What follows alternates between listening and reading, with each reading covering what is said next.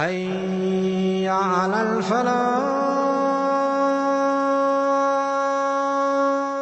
அல்லாஹ்வுடைய தூதர் ஸல்லல்லாஹு அலைஹி வஸல்லம் சொன்னார்கள், ஒரு சகோதரனுடைய கண்ணியத்தை பற்றி பேசப்படும் பொழுது யார் அதை தடுக்கிறானோ அல்லது மறுக்கிறானோ அவனுடைய முகத்தை அல்லாஹ் ரப்புல் ஆலமீன் நரகத்திலிருந்து தடுத்து விடுகிறான்.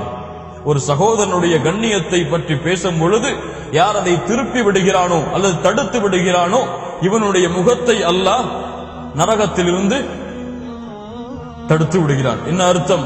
ஷேக் உஸைமீன் ரஹிமஹுல்லாஹ் இந்த ஹதீஸிலிருந்து 3 சட்டங்களை சொல்கிறார்கள். ஒன்று, அல்லாஹ்வுடைய தூதர் ஸல்லல்லாஹு அலைஹி வஸல்லம் சொல்லக்கூடிய இந்த ஹதீஸுடைய விளக்கம் என்ன? ஒரு சகோதரனை பற்றி ஒருவர் பேசுகிறார், ஒரு சகோதரனை பற்றி ஒருவர் பேசுகிறார். அவர் அப்படி செய்தார், உங்களுக்கு தெரியுமா? அவர் அப்படி கூறினார், உங்களுக்கு தெரியுமா?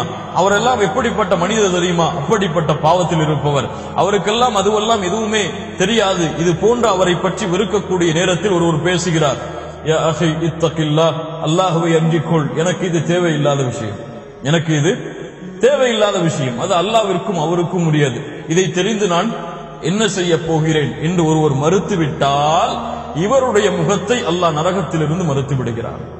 சுப்ஹானல்லாஹ், யா அல்லாஹ், எப்படிப்பட்ட ஒழுக்கத்தோடு அனுப்பப்பட்ட மார்க்கம் பாருங்க.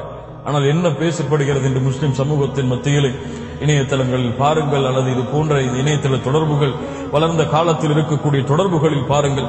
இந்த ஹதீஸ் 3 சட்டங்களை சொல்லுகிறது. என்னவெல்லாம்? முதலாவது, புறம் பேசுவது கூடாது, புறம் பேசுவது கூடாது. அல்லாஹ்வுடைய தூதர் ஸல்லல்லாஹு அலைஹி வஸல்லம் ஹதீஸின் மூலமாக என்ன சொல்கிறார்கள்? புறம் பேசுவது கூடாது. இரண்டாவது, புறம் பேசக்கூடிய சபையில் இருக்கக்கூடாது, தடுத்து விடுதல், புறம் பேசக்கூடிய சபையில் இருக்கக்கூடாது. மூன்றாவது, ஒருவர் புறம் பேசினால் அவரை தடுப்பது.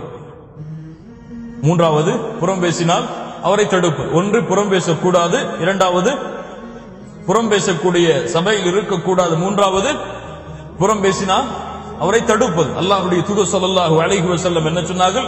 அநீதம் செய்பவனுக்கும் அநீதம் இழைக்கப்பட்டவனுக்கும் உதவி செய்யுங்கள். அல்லாஹ்வுடைய தூதரே, அநீதம் இழைக்கப்பட்டவனுக்கு உதவி செய்யலாம், அநீதம் செய்பவனுக்கு எப்படி உதவி செய்வது?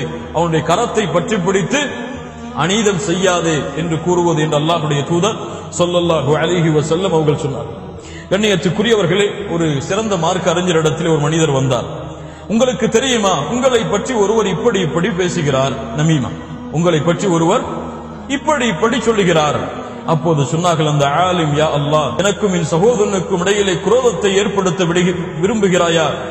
உனக்கு இப்படி நமீமாவை சொல்ல, இந்த கோலை சொல்ல வேண்டும் என்று உமக்கு கட்டளையிட்ட அந்த ஷைத்தானின் மீது நான் கோபப்படுகிறேன். அல்லாஹும்ம ஃபிர்லி வ லி அஹி, யா அல்லாஹ், என்னையும் என் சகோதரனையும் மன்னித்து விடுவாயாக. யா அல்லாஹ், இப்படிப்பட்ட ஒழுக்கத்தோடு இருந்த சமூகம் பாருங்க. என்ன சொன்னார்கள்? எனக்கும் என் சகோதரனுக்கும் இடையிலே அவர் அப்படி சொன்னார், இப்படி சொன்னார் என்று வெறுப்பை ஏற்படுத்த விரும்புகிறாயா? உனக்கு இப்படி கட்டளையிட்ட ஷைத்தானை நான் வெறுக்கிறேன், அவன் மீது கோபப்படுகிறேன். யா அல்லாஹ், என்னையும் என் சகோதரனையும் மன்னிப்பார். ஏன்? கோல் ஒருவனை பற்றி பேசுபவனை விட இந்த கோல் சொல்பவன் மிக மோசமானவன். ஒருவன் என் மீது ஒரு அம்பை ஏவுகிறான், என்னை பற்றி ஒருவன் பேசுகிறான் எங்கோ ஒரு சபையில், அந்த அம்பு எனக்கு தெரியாமல் கீழே விழுந்து விட்டது, எனக்கு அதை பற்றி தெரியாது. ஆனால் இந்த கோல் சொல்பவன் என்ன செய்கிறான்? அந்த அம்பை எடுத்து வந்து என்னுடைய நெஞ்சில் சொருகுகிறான். அப்போது இவனை விட யார் மோசமானவன்? புறம் பேசுபவனை விட கோல் சொல்பவன் மிக மோசமானவன். அல்லாஹ் ரப்புல் ஆலமீன் இப்படிப்பட்ட காரியத்திலிருந்து நம்மை பாதுகாப்பானார்.